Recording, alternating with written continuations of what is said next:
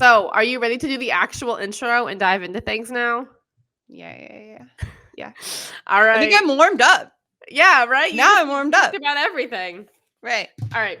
So, let's do our welcome sequence. Lights, camera, action. Boom, boom, Hello. boom. I wanted to be Okay, a part of it. I love the music. Hello, everybody. I am Ashlyn with A's for Ashlyn. And I'm Brittany. And we are the Ignited Podcast. And today we are going to be talking about Chapter 4 of Punished by Rewards, The Trouble with Carrots. So, the first part of every single episode that we do involves us doing a timed summary of the chapter. And last time, I think you went first, Brittany, right? I think so. Yeah. I think I so. did. So I did. I think it's my turn now. All You right. got our timer ready? I do. All right. Oh, wait. I started it too early. 3, 2, 1, go. All right. So in this week's chapter of Punished by Rewards, Alfie was talking about how rewards can negatively impact people. And in particular, he zoomed in on 4 different things. So, first of all, he was talking about how rewards can just ultimately punish people. Like they are very similar to consequences. Then he talked about how rewards can destroy relationships, how they can ignore the underlying reasons for why behavior is happening in the first place, and how they can discourage risk taking, which is one of the primary elements why we are in schools in the first place. So he examines all 4 of these topics throughout the course of the chapter, giving reasons, citing examples, and talking about why we should stop using rewards and just continuing to hit us with the evidence. So I think we can stop there, Brittany. I think I got it in 1 minute. I think that was short and sweet. I can't hear you. Dang it. I hit the mute button so I wouldn't. Dang. Oh. Did you write that down? I did not write that down. That was so good. Dang. You know, I try. I'm out here showing up, or I'm not for 10 minutes on the live, but that's okay. We won't talk about that. Before this, Brittany and we were trying to go live, and my live just crapped out, and it was Brittany flying solo for 10 minutes reviewing the chapters.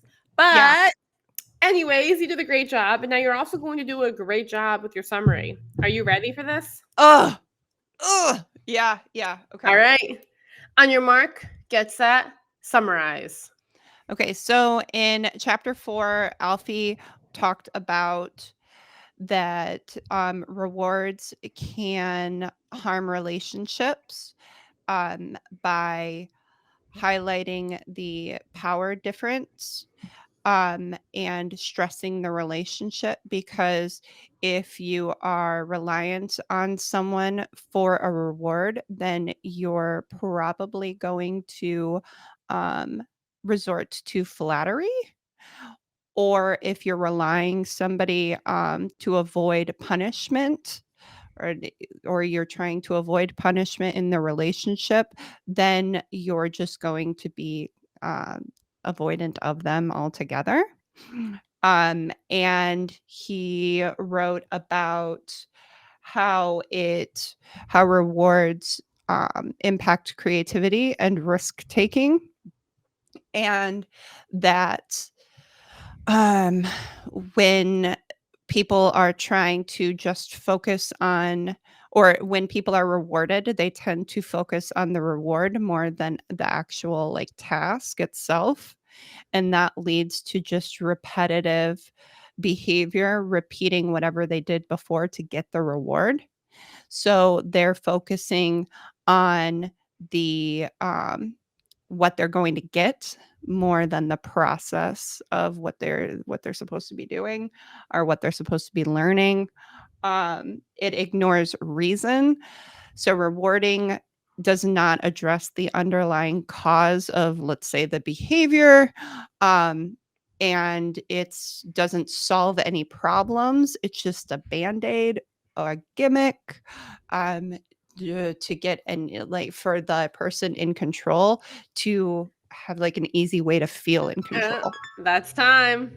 All right. All right. Brava! I feel like you go into nice detail with your summaries, and I kind of just like bang, bang, bang, hit Yeah. everything. So Well, together, which is, yeah, the perfect combination, you it's know? balance. Exactly. All right. So Woo. today we are actually going to dive into all four of those topics we both just mentioned. And we're going to start off by unpacking what rewards and punishing actually looks like and how we've seen this happen. So I want to ask you, Brittany, Yes. how have you seen rewards punish students? Oh my gosh. Okay. So we have PBIS, and I've got two actually. Every month we take a trip, and our kids try so hard to earn this trip, right? And we have had some students who've never earned, the field trip Hmm. get to go. We have had that. But for the most part, the same kids are going on every trip, right?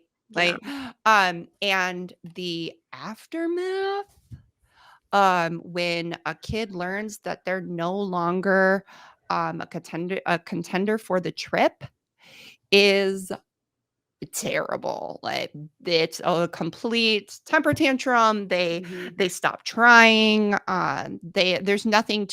There's nothing for them to try for anymore. It's already taken away. Hmm. Um, and I think that's one of the biggest ways that PBIS can just uh, I don't know, makes things worse. Hmm. Um, or rewarding makes things worse. Yeah. The second example I want to talk about is the points that we give. Like, every half hour, the kids get points for being safe, responsible, respectful. And if they're just obsessed with their points, like, they don't care about the behavior. And most of them can't even tell you like what they did, why it was taken away, or why it Hmm. was disrespectful. Yeah. They just know that you took their points, and they're going to get a 0, and then they're going to get their butt whooped at home, or they're going to get in trouble at home. And so they are just obsessed with the fact that points are taken away, Hmm. and not obsessed with learning how to be safe, responsible, and respectful. Yeah, and then they view you as like this evil figure who took their points away because Mhm. they did X, Yes. and the active reflection is missing entirely. Mhm. Yeah, Yeah, I'm the focus. Yeah. yeah, I see this happening too. Like even the on Friday. So I've talked about this before on here. How my school has like a makeshift version of this. It's like they get points for bad in quotes, bad things. And at the end of the week, if they have 7 bad things or 7 points, then they can't go to Fun Friday. And I don't Mm, really do this at all. I just use the app to log missing work, or if I don't even know. Like that's basically it. mhm, Um, but like my behavior management system does not rely on it, but a lot of teachers have that as like their sole behavior management system. And so at the end of the week, I was talking to a teacher trying to figure out who the speakers are going to be at our conference. And I have the kids leading the class for me on Friday afternoons. And they're like reflecting on their week. And then someone said something like, "Oh, yeah, we're really upset because they blocked the app is called Kickboard on our school computers. So now we can't view how we did during the week. And we just have to figure out the end of the week." And I was like, "Guys, stop it, stop it. You should know how you're doing during the week, yeah, right? Like be mindful of your actions. Now you're affecting people and like check in with yourself. And right. also, this is a piece of paper. Like this, like there's not going to be an app following you around in life telling you what you're doing right or wrong. You just got to own yourself and think about your own decisions. Um, but that's not even the example I was thinking of rewards punishing. I have one example that comes so strongly to mind whenever I think about like tickets or PBIS and all these tokens and things. And it was my first year teaching. I had fourth graders, and at the end of the week on Fridays, they had what we called stars, and they had to count up their stars and see if they had enough to like go to different activity rooms. Each activity room was worth so many stars. And so this one kid lost their wallet, and I was like, "Well, you have no wallet, you have no stars. There's nothing I can do about that. I was very much like, Mhm. the kid starts wailing, and I was like, I don't know what to do with this now. And we ended up finding the wallet eventually, but there's like a whole production. Like the administrative team came down, they were like, where is their wallet? And I'm like, why is this even a thing in the first place? But like Yeah. this kid was beside themselves wailing about not knowing where their star wallet was. Mhm. And all for what? And like this kid, I don't know. It was just such a headache. And I saw a lot of that happening over the course of time too. And Mhm. like kids shutting down too if they realized that they were not eligible for something. They would Yeah. just shut down, be like, it's not worth it then. Well, I would have been one of the kids that was wailing because Mm-hmm. one, I would get hyper fixated on something Mm-hmm. and I had low emotional regulation. So that would Mm-hmm. have like thrown me into uh I would have freaked out. Probably every week then, like right before the events happen. Oh, and I'm like You know? ADHD, I would have lost my wallet every week. Mm-hmm. And then I would have been like, "You know what? Never mind. I'm going to piss everybody off." Like I'm going to get mine. Like Man, no, I feel so bad about that now. Like I still picture this whole moment and I'm like, oh, what were you doing, Ashlyn? But you learning. live and you learn. Mhm. Exactly. Yep. Um, and oh man, I was gonna Preparing just for say, this podcast. yeah, right. That's what Getting you were doing. all the material for the before and then the after transition, right? Right. Or the before and after transformation. But yeah, rewards can definitely take their toll. And like Alfie was mentioning in the chapter too, they're not very different from punitive consequences. No. It's still the act of the controller administering something Mhm. and saying, if you do this, then you'll get that. Yep. It's not like if you do this, then you'll get an after school detention, but it's Mhm. still someone manipulating another human with Mhm. control. Well, that's like the line was rewards are if you do this, you get that. Mm-hmm. And then punishment was you do this or you'll get that. Yeah, And they're just it's he said it's they're two sides of the same coin. exactly. And And it's super true. and I don't think we recognize that. I don't Mhm. think people notice that. And I think it's hard, like even for myself reading through this chapter, especially there was one point when it was talking about like schoolwork, which we'll get to down the line. And I feel like it's so ingrained in our society and our culture to do these things. And so it Mhm. feels almost counterintuitive sometimes to go against the grain. Yeah. Um, which kind of leads us to the next thing I wanted to talk about, which is this false dichotomy of rewarding and punishing. And I want to go look for some of the text about this. Oh yeah. Well, so the false dichotomy, Mm-hmm. Yeah. page 51 and 52. So he said punishment and reward proceed from basically the same psychological model, one that conceives of motivation as nothing more than the manipulation of behavior, which is Can, strong. yeah. Can you say that one more time? I feel like that people might need a second to dissect that. Yeah. Punishment and reward proceed from basically the same psychological model, one that conceives of motivation as nothing more than the manipulation of behavior. So, like, humans aren't motivated to do Mm-hmm. anything unless an outside force is manipulating them to Mm-hmm. feel motivation, which isn't true. And we know that. Yeah. And then they made another like really interesting visual where it says one education writer, this is page 51 too. One Mhm. education writer compares the tendency of teachers to blithely administer knee-jerk jolts of positive reinforcement to the use of electric cattle prods. A comparison that may seem far-fetched until we pause to consider the ultimate purpose of rewards and how the manipulation is experienced by those on the receiving end. And I think that's why it's such a false dichotomy, because like they're two sides of the same coin, right? Mhm. But we forget we have more than one coin. Oh, yeah. Yeah. Like, The go ahead. Oh, I was just gonna say, like, I've never felt more affirmed in choosing to create the Mhm. toolkit Yeah. than until after I read this chapter and I'm like, "Dope." Like, I did that was a good thing to do, like Exactly. No, and I think that you see this false dichotomy happening everywhere in education. Like even Mhm. on like the posts that we've put out there, people are like, "Oh, well, if you don't punish a kid, let them get away with anything," and that's not like what they need in the real world. Oh And my gosh. people forget there's so much more that you can do, Mhm. besides giving a token or giving a suspension. Right. Right, There's and neither of those are solving the problem. They're not even exactly. asking. They're not even asking about the problem. Like, And I don't know, it's a Band-Aid. it is. And we're going to dive more into the relationship, like ignoring the reasons. Mhm. But I want to talk a bit about the relationships that you've seen hurt through this. Like, have you seen these rewards help relationships at all?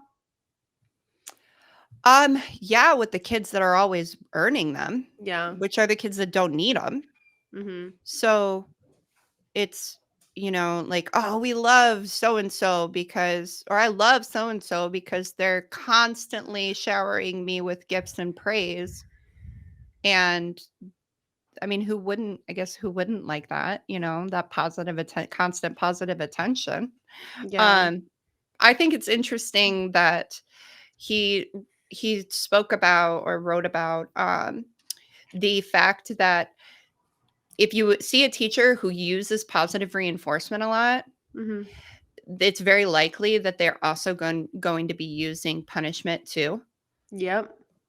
And now thinking back on that specifically of the teacher and student relationship I was thinking of answering your question, that teacher was one of the most punitive teachers in the building. And the Mm. kids that didn't get the rewards all the time did not like her. And that ruined a lot of relationships because she felt that she needed to reward. At the same time, like, psychologically, you feel like you need to punish, which we're gonna get into that too, right? Rewards as Yeah. punishments. Yeah. Man. No, I Yeah. keep coming back to the fact of like when I have my own students see these reports every week, or if they know they got it's called a stare, though that negative point to get it, it's called a stare. When they know they got a stare, like they're so pissed off at the teacher and they feel like they just go on this power trip. And they're not wrong. The act of what we're doing, it's not doing anything. Right. Well, did you mean like the teachers going on the student feels like the teacher's going on a power trip or the kids are Yeah. going on a power trip? No, Oh. the Oh, yeah. yeah. Because that's another thing that Alfie says in this chapter is that it pretty much creates learned helplessness and that like the kids have no control over their choices or the outcome of their Mhm. choices. Like, Yeah, they're just going through the motions. And then we mm, wonder why kids get so apathetic in school. yeah, it's really sad actually. It's pretty Eh. depressing. Like, when we sit down and think about it. And there's our next t-shirt design. It's pretty depressing. When you sit down and think about it. Yeah. So let's talk about artificial scarcity next, because this actually, hang on, I want to put a pin in that. Because before we do that, I want to talk about being caught.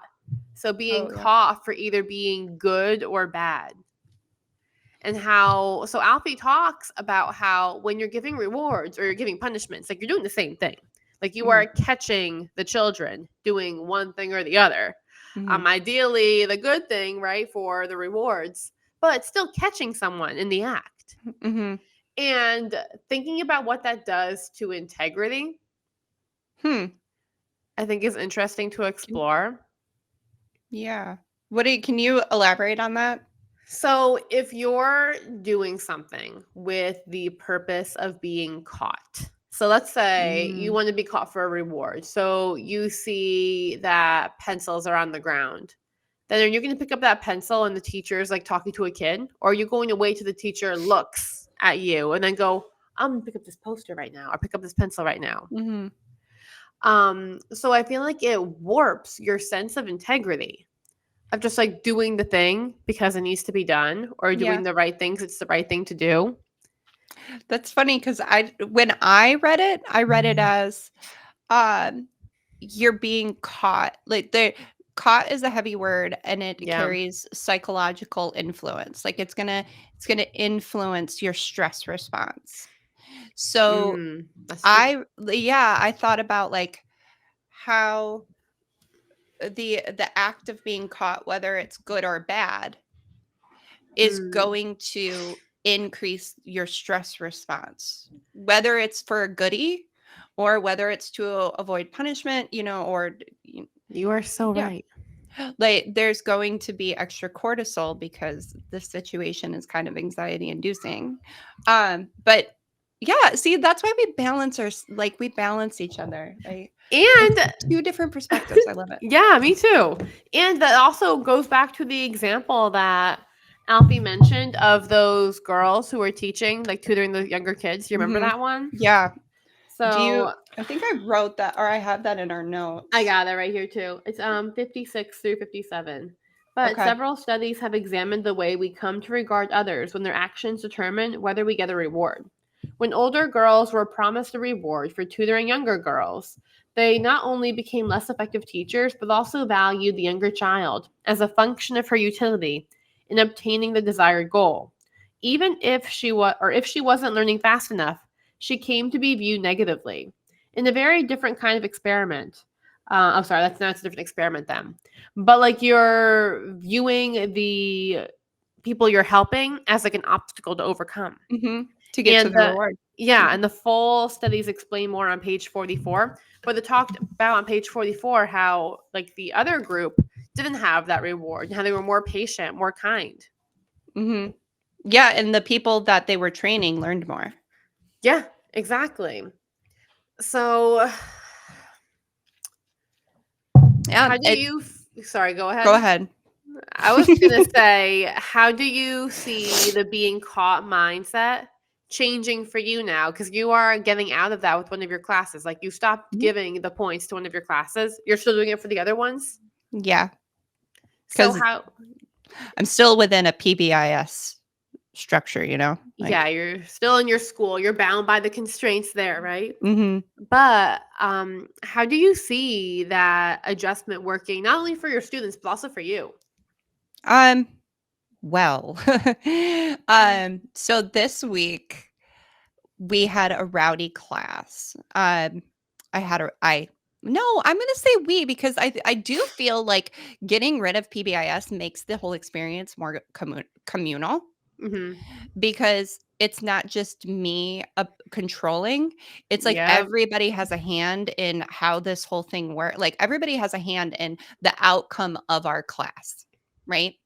Um, and let's see, it was Friday we had Friday we had a celebration. Hmm. So that was their first celebration where usually before they had to earn it.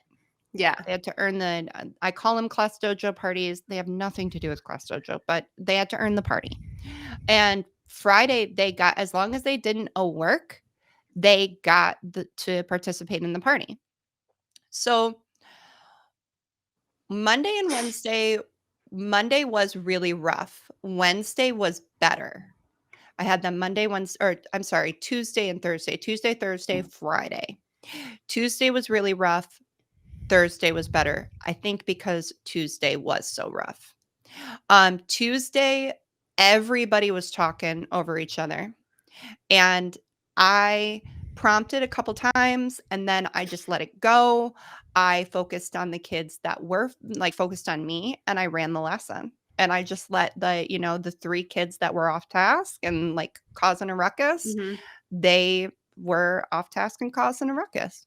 So when the I'm sorry, when the kids that I was working with, they got to go to studio time. because they got all of their work done. There was, nothing else they needed to do. The other kids were way behind, and then they're like, "Oh, what are we supposed to be doing?" Like they Mhm. saw the kids that were doing what they were supposed to do, in studio time, and they wanted to go to studio time. Yeah. So it's no longer about giving a punishment or giving a reward. It's literally about natural consequences.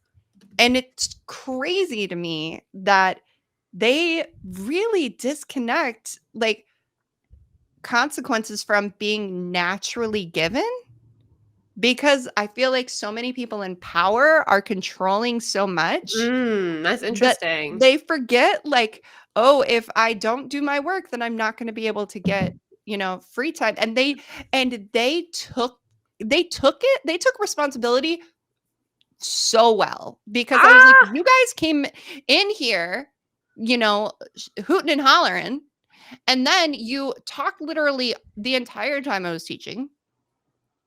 And now I can't give you this ink and a brayer, and you don't know what to do. I don't So even know what a brayer is. oh, it's a brayer is a roller. Like, I Gotcha. mean, this is super messy stuff. I can't just give that to you. So you have to hear my spiel. And they're like, "Oh man, okay." Like they were bummed, but it went over way better than if I would have been like, "Okay, all of you got zeros. You didn't get a class Mhm. dojo point, and I'm going to take your recess because you got to come in and review stuff for me." Like, it And would have been yeah. I feel like it gives you the false idea of, like, you did something Mm. to help the problem not repeat. I Oh. feel like if you were just like, "Well, you got zeros today and you'll have to do this," Mhm. makes you feel like you did something so that, "Oh, Yep. they won't do that again because they got zeros this time," but you're never actually breaking down what happened. Right, right. Um, my question for you is, do you feel like, studio time will be considered a reward? Mm. Yep, probably, because that's how everything's framed in their mind. Yeah. Like, so, um, studio time is something that I don't want to say that is reliant on me getting through my stuff, because it's so important for them, because it's so important for one, their motivation to be able to work on whatever they want. They explore way more tools Yeah. than when I'm teaching them. Like, I have some kids that are on pottery wheels, and I have some kids that are on sewing machines. Um but they do view it as a reward. And that's where I feel like the lines get very blurry between Mhm. what we're doing versus PBIS. And I think this is where it comes down to the intention you have with the thing. Because remember earlier on, Alfie was talking about how if you're putting a reward in place to control somebody, Mhm. then you shouldn't be doing that. But Mm. if just like the nature of something might be more desirable, and maybe this is like misquoting, I feel like that might be a bit more acceptable, like your motivation going into it. Like your motivation is not to hold studio time over the kids' heads No. and be like, I'm going to take away your studio time if you do this or that. Right. It's No, more like, I don't yeah, take it if away. when we finish our work, then we get to have like your own free projects because there's nothing else that I need you to do. So you can just Mhm. explore whatever you would like. But I Yep. need you to do your project first. Yeah. Yeah. I feel like they sound very similar, but they're very different ways of going about something. And I feel like they feel different for the receiver. Mhm. Well, yeah, I think it's the intention. Hmm. So the intention of studio time isn't to control behavior. The intention is to give students the self-directed time and some Yeah. autonomy control. Hmm. Um and the only time that they don't get it is if they y- like if they have to, work longer on their project that they're doing for me, which I don't know. Now I feel like, oh my gosh, is that a reward? Like, what am I doing? Oh, I don't know. This is why we're reading this book and talking about it. Yeah, You that's know? how, and I feel like it's so embedded too. Like it's so hard to break away from these things. Hmm. Um, But I think that the way you're going into it plays a big role Mhm. because it's not you telling the kids like you're going to miss out on your studio time if you do this or that. It's Yeah, I don't know. It seemed very clear in my head, like the distinction between the two. right. I might not be articulating that so well right now. Well, Um, I think, like, there are natural consequences, yeah, that's true. right? Like, you know, if you're running and you fall and you hurt yourself, right? Mhm. And well, that's like self-directed though. So I still there's a power hierarchy because I'm Yeah. still giving, but mm, I don't know. It's a learning process. Yeah. I'm gonna have to think about it, and maybe we'll talk about it next No, go episode. definitely. Yeah. So then maybe we can move on a little bit more about how we see artificial scarcity coming into play with rewards. Mm. So just kind of give us the recap on artificial scarcity. Uh, It's like creating that you only have so many of something, so people have to compete to get it. And this area of the chapter felt very not conflicting. What's the word for it? When like it gets you. oh, like What's that word? it was coming for you, or it's like Yeah, there's a word yeah. for it. It's on the tip of my tongue right now, but this one I was like, "Oh, I kind of feel like I'm doing this one right now." Because I did this and I've been thinking about it because I've been doing my research conference for a few years now. And this is a I feel like it might be okay because of the mindset I'm going into it with because my mindset is not to control.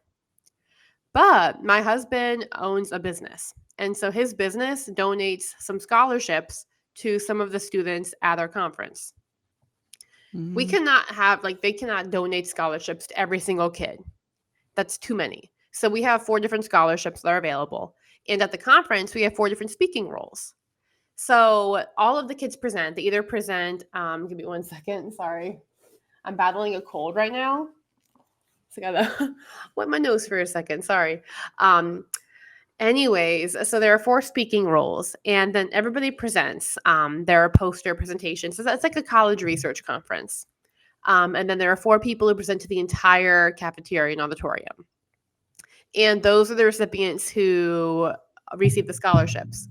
But I don't pick who gets them per se. Every kid gets to try out for it. And then I just use the rubric and we pick the top scores.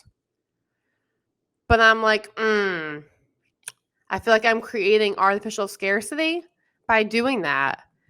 But I'm doing that with the intention because I want kids to see that their academic work can produce financial outcomes.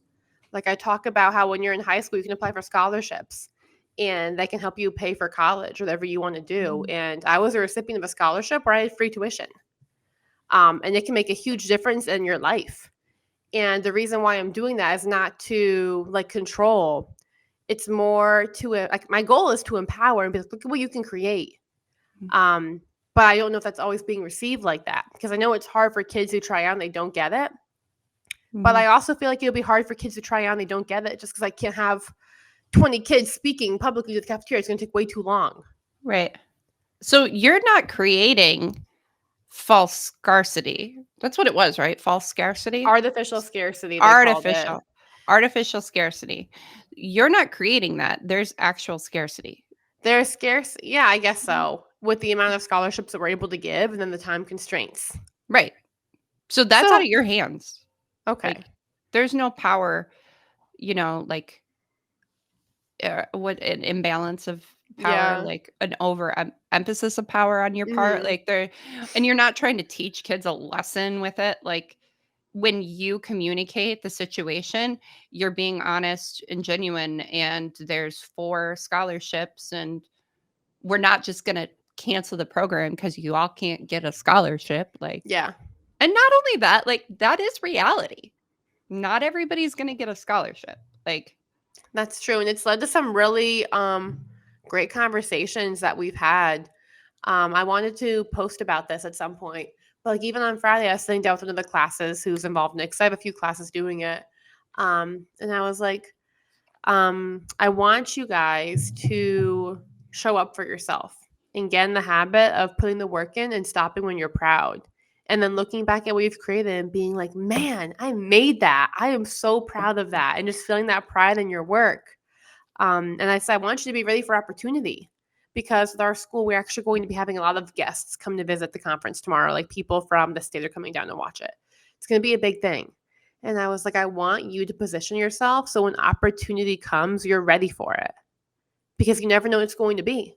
Mhm. And as you go into your life, be thinking about that every single day. You're building the life you want and you're setting yourself up to receive opportunities when they come. So just think about that. Like think about what you're going to do and how you're going to be ready for it. I love And that. That's so inspirational. thank you. You know, I honestly feel like I'm an inspirational speaker 5 days a week. Like maybe I could go into life coaching. It's like another Yeah. career. Right. Career Just add it switch. on. Exactly. You know, A is for Ashlyn who coaches people in life. Still workshopping the username. But no, I feel like it was very impactful for them. And I don't think they're leaving feeling controlled. Yeah. You know? I also think that when you use a rubric, you take the subjectivity out. Mm-hmm. I mean, of course, there's always some level of subjectivity when it comes to like grading something, right? Like, Yeah. but the more objective you can be about it, the more and the more that you can let students know what the rubric is and what the parameters are and what they need to do, then they're less likely to blame you for failure, as they're going to like not blame, but actually blame Yeah. what caused the failure. Was it, not putting enough effort or time into it? Was it just my lack of skill in this specific And they area? take it well too. And like even when I was telling the kids, like they kind of knew who was going to be the recipient before I even said anything. Like they kind of knew just like watching how the presentations went and seeing what they created. Yeah. Did they You have know? like the rubrics in Oh front yeah. of them or did they know? They've Okay. they've had this rubric for a while. Yeah. I try to be very upfront about all of those things. Mhm. So yeah, I've actually seen a lot of that. Like I'm sure kids will like trash talk and complain, but I honestly don't think I see too much of it happening like toward me. And I can't always say Mhm. that. Like I know for years people would come at me. The kids would. Um, the story I recount sometimes is one time a child told me that they hoped I would die in hell. And I was like, Oh I think the word you're looking for is rot. But my No. Did you say that? Oh my god, I'm so proud of you. oh man, I don't think I've ever been more proud of you. Like, that's hilarious. Oh my god. Listen to me. these This is gonna be live, Brittany. Like, what the hell? Like, I'm so oh my proud. No, that's gosh. hilarious. Like, See, because you know what? sometimes like being able to think quickly does me good. Sometimes it does not do me so well. Depends on the Let situation. I am all here for the kids. I love my Yeah. job and I love my students, but sometimes they need to be clapped back at. Like, Oh no, and like I love like working with middle school kids for that reason because yeah. oftentimes like a lot of them are fine with that too and they appreciate it and the humor Mhm. works really well. Um what was I saying to one of them? I don't even know. I can't remember the joke right now. But no, it's a really great way to connect with them having that humor.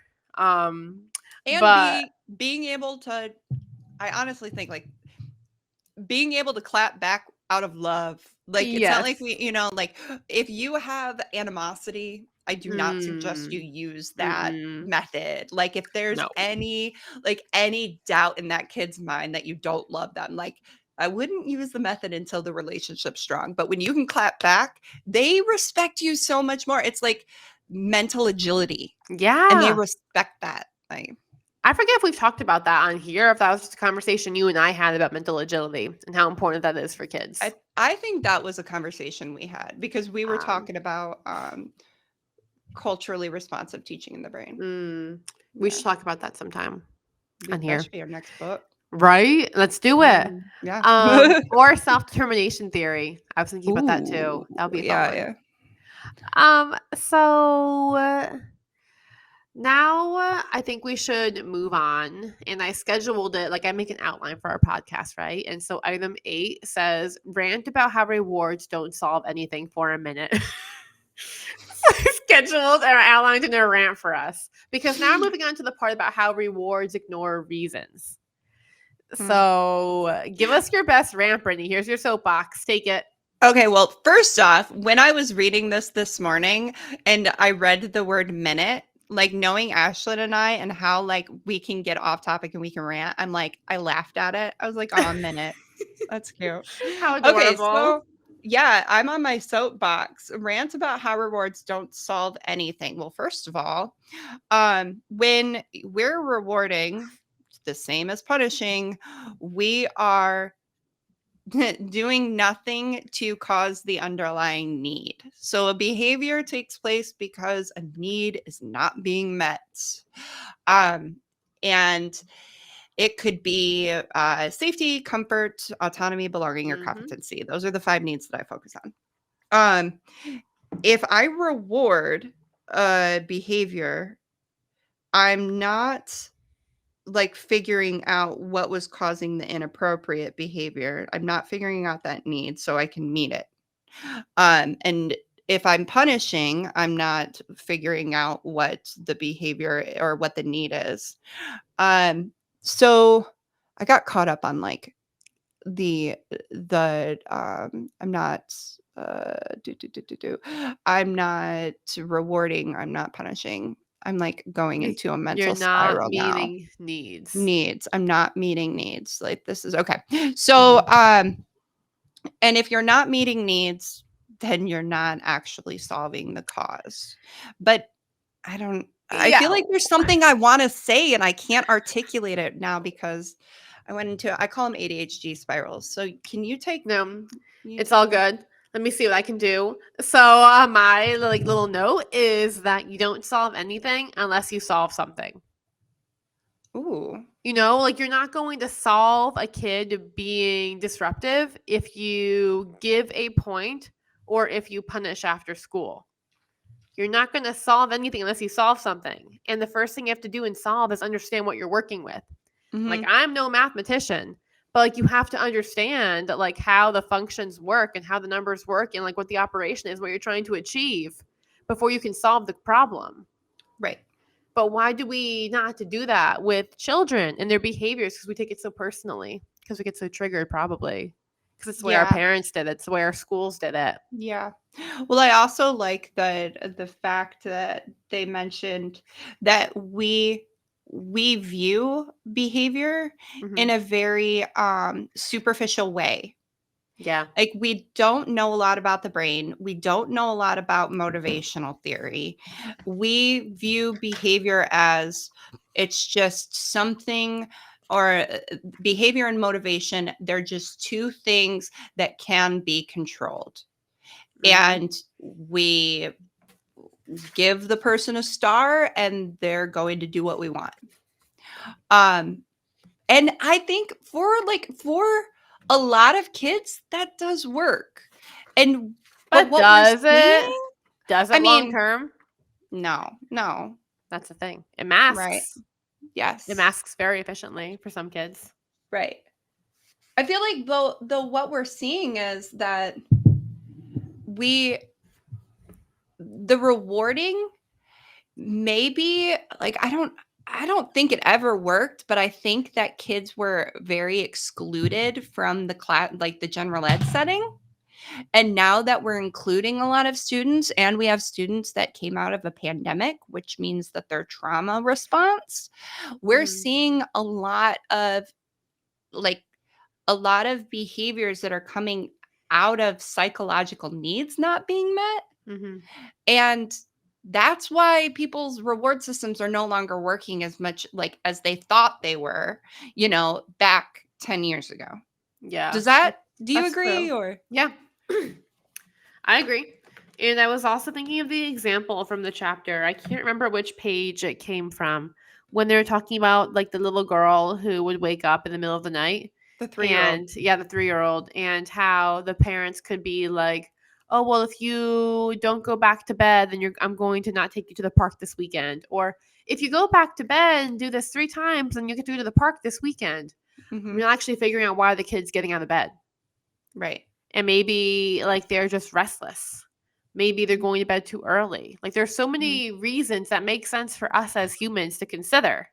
I liked his example of maybe that bedtime is the only time that the only quiet time the child gets to talk to mom and dad, Yeah. and they don't wanna cut it short.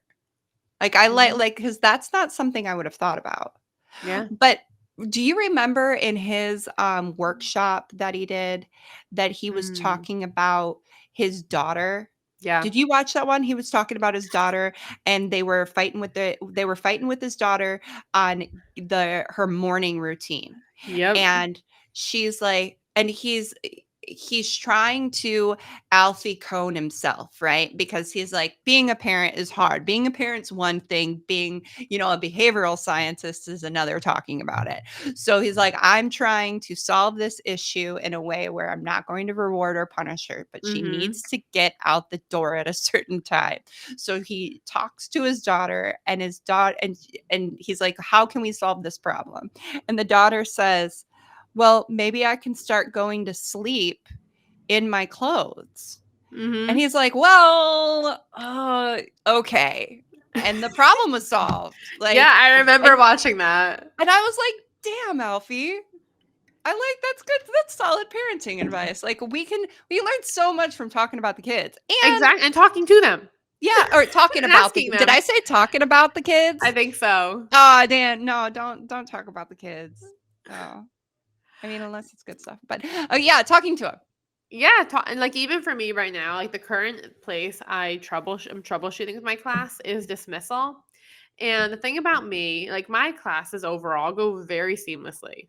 Like they run very smoothly, very little to no behavior issues. Almost ever, I would say, honestly. Not on knock on wood. But like it's very smooth. And that's because that's where the area like I prioritize like my expectations and everything. And Mhm, then during like the homeroom at the end of the day, it's just like a hot mess express because there's basketball team coming in, newspaper team coming in, 5 kids leave for pickup, 5 kids leave for bus room, 3 kids come from 4th grade because they're on the school bus with my kids for some reason. Like it's just a hot mess express wow. and nothing really makes sense. And so at the beginning of the school year, I was like, I know my capacity. And technically, like I could do things, but I know the mental energy it takes to invest in like setting clear expectations and then being consistent with boundaries and running A is fraction after school. Like I don't know about you, Brittany, but like it's that same area of our brain that we need for classroom management Mhm. that's on after school. And so I have to save part of that to do AS fraction after school. Yep. But now things are smooth and I'm like, all right, let's make dismissal be wonderful. And so we've been working on it because I tell the kids like my expectation is that we can hear the announcements, that the room is clean, and you guys have a good nice end of the day. Like I would just like to have those things happen. Mhm, So what would you like to do in order to have that happen? Because they come in like hyped up because they're all in the hallway. It's chaos in middle school mhm, hallways. So they all come in hyped up. And I'm like, how do we get the room clean when there are things on the ground? Because it's very easy when you're in a big group to be like, oh, somebody else will get it. But mhm, no, that somebody else is like me or 3 kids who always like stay back, tell me clean things. So it has to be more of us. So we've just been troubleshooting together. Like we have conversations and we're like, okay, so this worked well this last time. What can we do to make this part better? And they give me suggestions and then we try them and we reflect on how it's working. And overall, it's gotten much smoother. mhm, Um, the room's gotten a lot cleaner. Kids are taking more initiatives like staple. Like if you've seen any of my videos, like I have a bunch of videos of me stapling things on my bulletin board. That is not like just for a video. Stuff falls off my bulletin boards because they're actually designed to be soundboards. So they repel tacks and staples. And people have come to me, like if you go to one of my old videos, there's like a comment with like hundreds of likes, like, why are you stapling that bulletin board border so wrong? It's because it keeps falling off of the wall. So, anyways, like a kid goes around now with like a stapler and they re-staple the things to the wall that fall down during the day. uh-huh, And like it's getting smoother, but it's coming through that conversation and me troubleshooting and being like, okay, like we're coming in like super hyped up because you have your basketball game today. But if you're super hyped and you're chanting, go team, we can't hear the announcements that your team can go be a team. So how do we do that? And they're like, yeah, you're right. Okay. So what if we like we have like a timer now? We've been planning things out, but it's going well. And like we're just reflecting and we're growing and we're fine tuning it together. I really like that you created your priorities. Like you have those 3 expectations. Yeah. And they're not like over the top. No, and I Like tell they're them that too. super Like basic.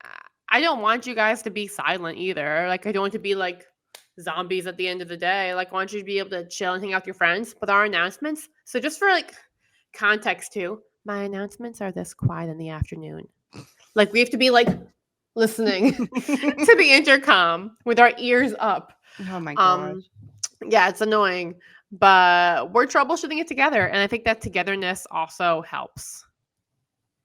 You Yeah, know? I agree. Yep. So now the last topic for us to tackle before we move on to action tips is going to be about risk taking. Because that was the last thing that Alfie said rewards Ooh, harmed, which is yeah. risk taking. And one of the quotes that you pulled from page 63 says, when we are working for a reward, we do exactly what is necessary to get it and no more, aka limiting like risk taking and wanting to go above and beyond. And then the second quote is from page 64 and it says, reinforcement encourages the repetition of what has worked in the past, in part because the aim of the activity is not to produce something like a general principle or a rule, but to produce another reinforcer. Wait, where are you, which question are we on? 8?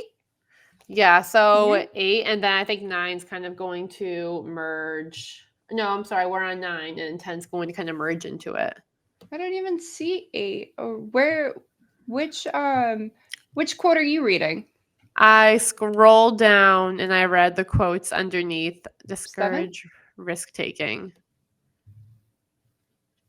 I'm not seeing that anymore or anywhere. Oh, Huh. That's weird. Oh, discourage 2D. Okay, discourage when we are working for a reward. Okay. Sorry. That like I totally got thrown off because I'm like, I don't see 8. What is she it's reading? all Okay. good. Yeah. Okay, so reinforcement encourages the repetition. Yes. Like can we talk about how it's like killing creativity and Yeah, and just wanting to be done with something. Like so many people will say, like, "Oh right. yeah, like this, the kid doesn't try. Like they just want to be done. They just rush to get it done." But Oh if my you god. also think about the tasks that we give them, Right. like I know in my curriculum, it's a lot of workbook pages if I don't modify. Mm, So it's like, how motivated are you going to be to like fill out a workbook page to the highest quality?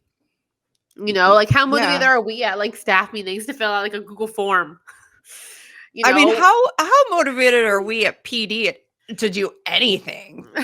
Like you right. try to pull teachers like to do a group activity and like you're going to hear nothing but groans like, "Oh man." Oh, but anyway, sorry. So we I think that it speaks a lot to how relevant we're making our content to students' Mhm. lives and also how we're kind of creating our own problems. Like Yeah. you said at the beginning of this this conversation we're having right now Yeah. that what did you say? You said that we're like, "Oh, he doesn't want to do anything." Like or he just wants to get it done. They just want to get it Mhm. done. That's all they're focused on is getting it done. Well, we set them up to have that mindset Yeah. when we're like, okay, once you get it done, you get this. Mhm. Like you get free time. Once you get it done, you get the star. Exactly. Like so we're I like the whole thing about this book for me has really been like it's highlighting how we're creating our own issues. You need that Taylor Swift song. Hi, I'm the Uh problem. It's me. on the pro yeah. Yeah. Could be our next T-shirt too. For all the With, like Swifties out there listening right now. I know. We could. Um, and I feel like this one's difficult too because they I have to figure out the way to word this one. So, yes, rewards do discourage risk taking, right? But then I also think there's something to be said about seeing something working and then continuing because it's working and not wanting to try new things because this is working for you, and like time management. So, for example, like with content creation for Brittany and I, right? Mhm.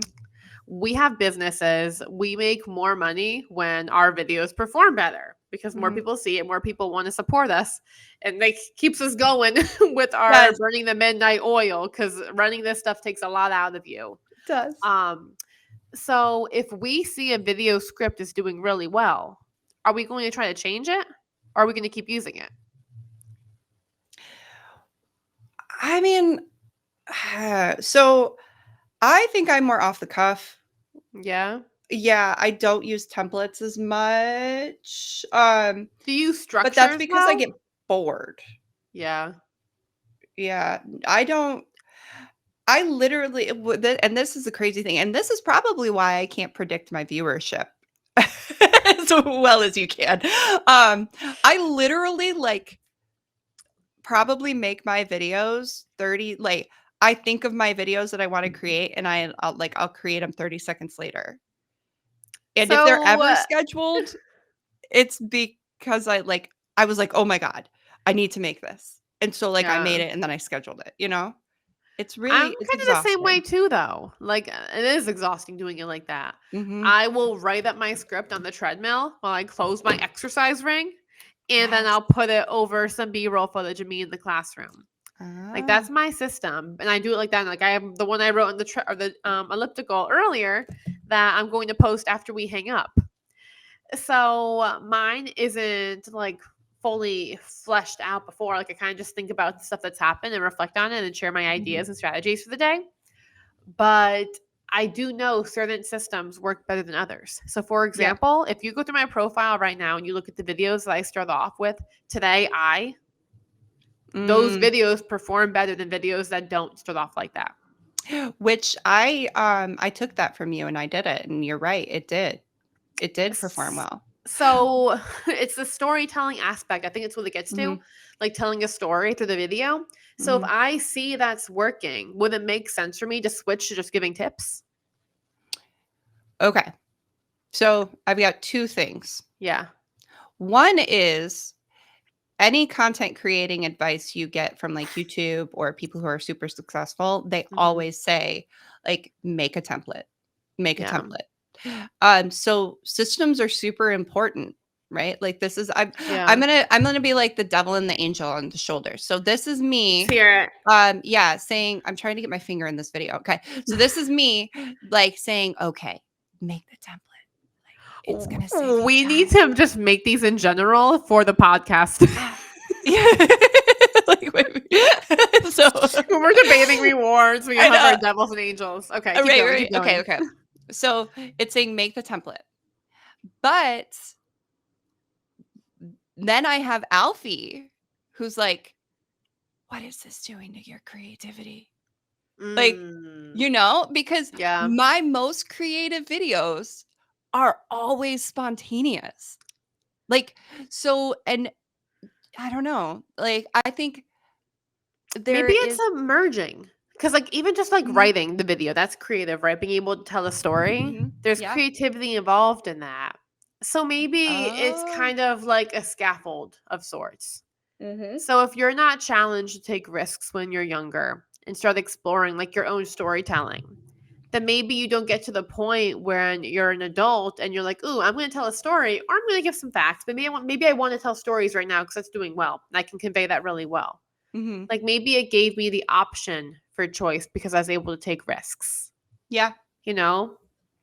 Well, and you're confident in your abilities, which is like that's when you take risks as a child, right? Yeah, It builds confidence. that's So, true. And it it builds like just your regular skills. Mhm, So now it's not just the act of like posting a video, right? As you know, there's so much more that goes into it as well, like figuring out what your audience likes, figuring mhm, out like the optimum time to post, being able to understand analytics. Like there's so yeah, much that goes into it that you have to be able to hold mentally. mhm. And that comes from trying things out. And if you're afraid to take risks and put yourself out there, then maybe you wouldn't even be making these videos in the first place. Right, right. Or Mm, if you're so focused on, like, yeah. failing as being an ultimate I don't know, and not an ultimate experience, but, like, Yeah. failing if you're so scared of failing and then, like, you start to see that your videos aren't performing well, and then you take that as, "You know what? I'm terrible at this." Yeah. Like, you will never experience, like, the success from learning from those failures because it's such a Mhm. roller coaster with content creating, like anything, right? Like, Yeah. you can't take the failures to heart, and just at the on the same note, you can't really take the successes to heart either True. because it's constantly It goes up and down. yeah, it does. Exactly. And honestly, one of the things I love talking to my students about is failure. Mhm. Like even at like the same pep talk I had on Friday, I was talking to the kids who were like struggling to stay on top of their due dates, and I was like, I'm not upset with you, but think about how you're positioning yourself. If you're not asking me for help to help you stay on top of your due dates, or like you're struggling to keep like using your agenda, like how are you positioning yourself? And then I was like, I know I also have kids in the room who are super stressed out about their projects, and like you're so focused on everything and you're so afraid of failing. It's okay. You're going to fail at some things. Like it's okay. Mhm. It's what you learn from it and what you do with it. So I've thought about having like at the end of the week on Friday, the kids kind of like rate me and tell me like things that they enjoyed that I did and things that they wish I didn't do during the week. And I also was like, maybe I can add a question there about like reflecting on your best failure of the week, like the best thing that Mhm. you learned from it. Yeah. Because the best things in life, honestly, like thinking about like the whole journey of making A's for Ashlyn, I would not be here without like the trials, Oh, yeah. without the falling on my face. Right. Well, It's what gets you to mhm. learn and grow. I mean, even if we think about, like, us doing this, Yeah. like, where we were at the beginning of doing this, I Mhm. mean, we definitely still have some trials we need to work out, but, like, we've learned Okay, so I legit couldn't even join the call for 10 minutes because my computer crashed. But that's like okay. yeah, like, it's totally okay, and that's when I guess when you really shift your mindset to see failure as a learning opportunity, you never stop growing. And just to bring it back to rewards, if we are, as the adult, are administering the reward and putting so much importance in it or not getting it, then we're Mm. not encouraging failure at all. Or like being okay with it. Like the way we're talking about Oh. failure right now, we're like, oh, it's fine. Ooh, But you're if we're right. like, you didn't earn this, it's not fine. That's not how we're presenting it. Oh my gosh. You're right. You're And then we making get so upset that the yeah, kids are so upset by it and they can't move on or they can't pick themselves back up right. when we're not showing it as something that you overcome. We're Yeah. showing it as the end all be all. Yeah, you just lost your opportunity. Yeah. Hmm, We should make a post about that. we should actually. We're going to. Yeah, we will definitely do that. Mhm. In fact, I'm writing it down right now. Me too. Typing it up right now. Oh man. What's on our Next next thing topic? is going to be about just action tips because now like we have reached like our hour mark for the episode. Oh I know yeah, we had yeah. the 15 minutes of ad-libbing at the beginning, Right. but like for the actual episode, it's been like our hour. So now it's our action tips for teachers or caregivers or administrators, just anybody listening to this.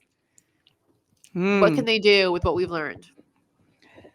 Well, I was actually thinking about doing a post to like improve classroom culture, you have to get Yeah. rid of rewards Yeah. because of how damaging it can be to relationships, not just between the teacher and the student, but between like the peer relationships. Mhm. If you're viewing everybody as, a competitor, or like you're in Yeah. competition, Mhm. you're not that's not a way to uh, or that's not a way to encourage Mm. communal Yeah. or community or communal thought or group work.